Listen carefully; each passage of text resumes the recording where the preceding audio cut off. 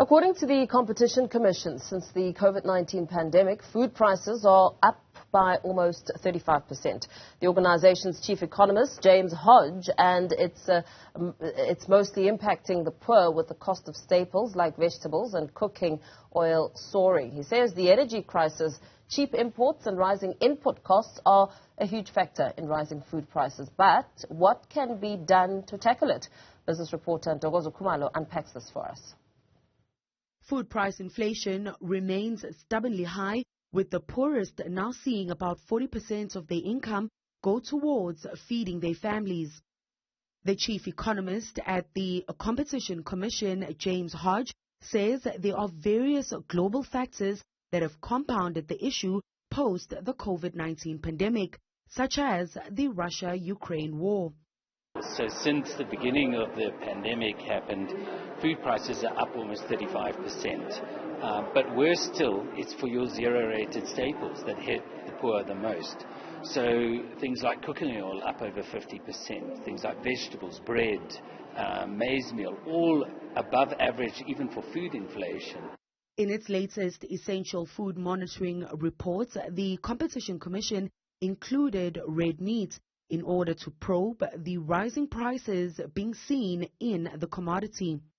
The owner of cattle handling equipment manufacturing firm Taltech, Greg Tolbart, says the energy crisis, cheap imports and rising input costs are a huge factor. A lot of our input costs are from raw material side, steel and things like nuts and bolts, but a lot of that is our input costs are being based on US prices, and governments also got policies in place to protect older infrastructure, especially on the steel manufacturing side, which is raising those costs. Nkwadi is a cattle farmer that runs the Motala family farm. She says while she can find ways to work around the rising cost of cattle handling equipment, the steep price of products such as fertilizers also compromises the quality of her produce. We get a pressure of seeing the prices of feed escalating, and it also affects our business as farmers. So for the past years, it has been a very great challenge because we are aware of our horticulture and plants production producers who are supposed to be supplying us with feed. They are also under the pressure of the fertilizers that are supplied by the Ukraine. Despite there being plenty of water resources in the region, farmers argue that stringent and long processes to secure a water license makes it difficult for them to access the resource. In the morning, when you open the kraal, your cattle must go to the field and graze and also get fresh water as part of their health.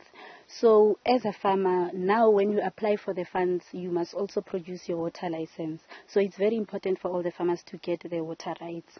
So I think those are some of the challenges as farmers that we are experiencing on the ground.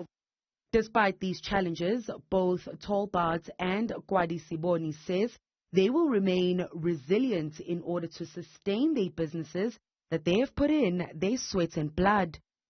They remain committed to not only continuing to serve South African consumers, but also retain the jobs they have created.